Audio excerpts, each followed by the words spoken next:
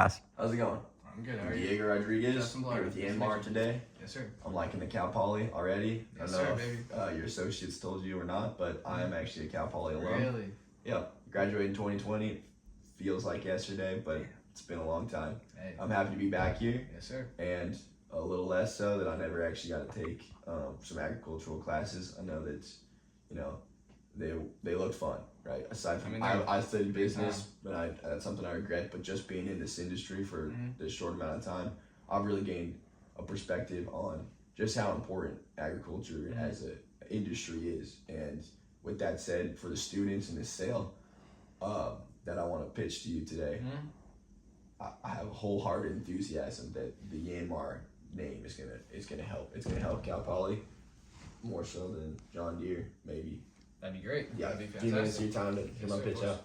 All right. So I know that Cal Poly prides itself on ingenuity and learn by doing is philosophy, right?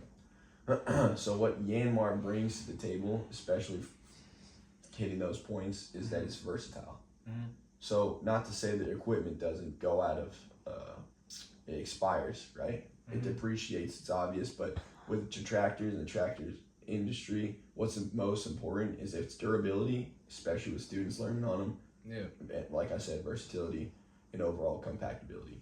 And it brings that to the table, no questions asked. Yeah. Really what it does to separate itself from these other tractors and what the tractors you guys are currently using is that it's the cab engineering, the engineering that was done on the cab is not just ease of use, but because we're outsourced in Japan, a lot of the versatility of the product is emphasized in most of the way it's carried through. So it's not going to be as complicated in a way that's less challenging for students, but it's also going to help them learn more universal tractor knowledge along the way. So aside from the overall introduction of the product and what I know about Cal Poly and your organization, I just have a few questions regarding.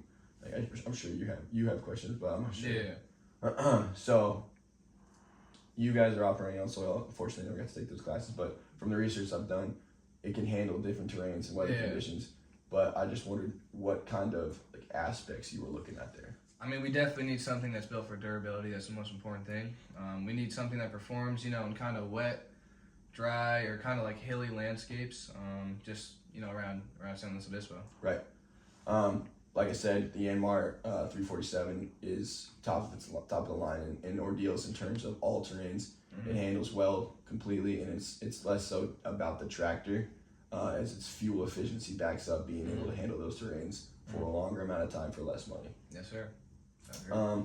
Another thing I was kind of wondering was, what are you guys looking for in terms of horsepower? Just give me a number. Horsepower and number, like 40 to 50. 40, 50? Yeah. Yeah, we meet that qualification immediately. Really? Yep. The Yanmar 347, and what separates it from the 348 is it's right around 40 to 50 horsepower.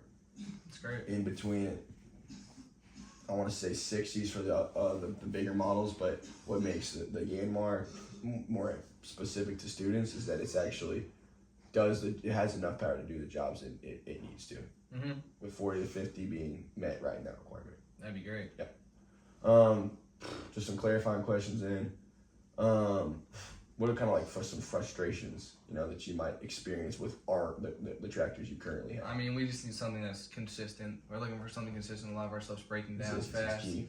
Yeah. I mean, something that we can rely on is the most important thing for us. Right. So just to segue into the actual features and benefits that make our tractor reliable and consistent, like you said, is the fuel efficiency, but also the engine. So we have a powerful engine. It's to be specific, it's a 47 horsepower engine. It's a V8, and they swapped us, so it's technically more prone to endure different kinds of conditions no matter the job, because I know that it rains down here and whatnot, can be unpredictable with the weather.